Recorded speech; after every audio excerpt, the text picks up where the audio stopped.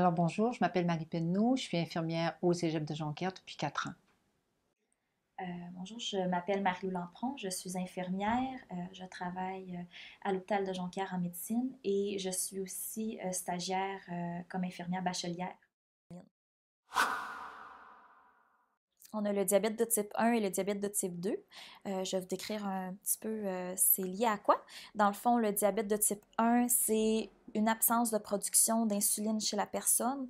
Puis, c'est lié, c'est causé soit par, dans le fond, c'est soit héréditaire, ça peut être immunitaire ou ça peut être aussi environnemental. Puis chez les diabétiques de type 1, eux, ils n'ont pas le choix d'avoir comme traitement de l'insuline. Tandis que le diabète de type 2, euh, c'est lié à une résistance au niveau des cellules à l'insuline. Euh, Ça, c'est environnemental et génétique. Puis, chez les personnes de diabète de type 2, eux, pour leur traitement, ils peuvent avoir soit recours, ben, dans le fond, ils n'ont pas le choix d'avoir une diète, ils ont besoin de l'exercice, ils peuvent avoir soit de la médication orale et ou de l'insuline. L'insuline, dans le fond, pour vous expliquer un peu, c'est comme une petite porte d'entrée aux cellules pour absorber le glucose. Puis le glucose chez les cellules, c'est leur nutrition. Ils n'ont pas le choix pour leur survie d'avoir du sucre. Puis, qu'est-ce qui arrive, c'est que là, je vais vous expliquer plus chez le diabète de type 2. Qu'est-ce qui se passe? C'est au niveau du pancréas. Euh, le, il va lui, c'est lui qui crée l'insuline. Puis les cellules de chez cette personne-là, ils créent comme une résistance à leur insuline à eux autres. Fait qu'ils peuvent plus avoir, ils peuvent plus avoir leur glucose. Fait que là, le corps, il dit, ah ben là, il manque de glucose, j'ai pas assez de nourriture. Fait que là, le pancréas va en créer de plus en plus, il va faire une surproduction d'insuline, mais il va en avoir trop dans le corps, les cellules, ils peuvent quand même pas avoir la nourriture qu'ils ont besoin. Euh, à cause de leur résistance, dans le fond, à leur propre insuline.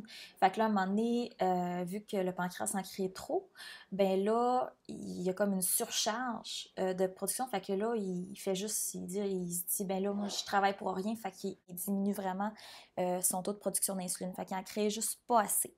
Fait que là, dans le fond, là, les cellules, ben là, sont encore en manque de glucose parce que là, ils ont encore moins d'insuline. Puis, fait que là, ça se ramasse que tout le glucose, dans le fond, le sucre, reste dans le sang. Puis c'est là que la personne tombe en hyperglycémie. Les chiffres pour une glycémie normale, c'est de 4 à 7 quand on prend son taux de glycémie. Quand on est en hypoglycémie, c'est en bas de 4 et moins. Alors quand la personne tombe en hypoglycémie, euh, elle peut avoir de la diaphorèse. Ça, c'est, dans le fond, elle a de la difficulté à respirer. Elle peut avoir des maux de tête. Elle va avoir très faim. Avoir des étourdissements, des sautes d'humeur. Ça, c'est une assez bonne caractéristique d'hypoglycémie. Avoir de la vision trouble, des tremblements, une fatigue, puis une extrême, puis elle tombe pâle. Pour les signes d'hyperglycémie, les plus communs, c'est la personne va avoir envie d'aller aux toilettes très, très, très souvent. Elle va avoir très, très, très soif, puis elle va avoir plus faim. Elle va aussi ressentir une faiblesse puis une fatigue. Elle va avoir une vision floue. Elle peut avoir un engourdissement des extrémités. Elle peut avoir une sécheresse de la peau et de la bouche. Avoir des lésions ou des plaies qui ne guérissent pas. Elle peut avoir des infections diverses et à répétition. Elle va avoir un amaigrissement, une somnolence et une irritabilité. Elle peut aussi avoir une perte de poids assez brutale. Elle peut avoir des nausées, vomissements, des douleurs abdominales, de l'hyperventilation, puis quand elle a une bonne hyperglycémie, elle peut avoir une haleine d'odeur acétone. Dans le fond, comme on a l'impression qu'elle a une haleine sucrée. Les signes et symptômes, ça va souvent dépendre des personnes, là. Jamais personne n'a exactement les mêmes symptômes, mais c'est souvent ceux les plus courants que je viens de vous expliquer.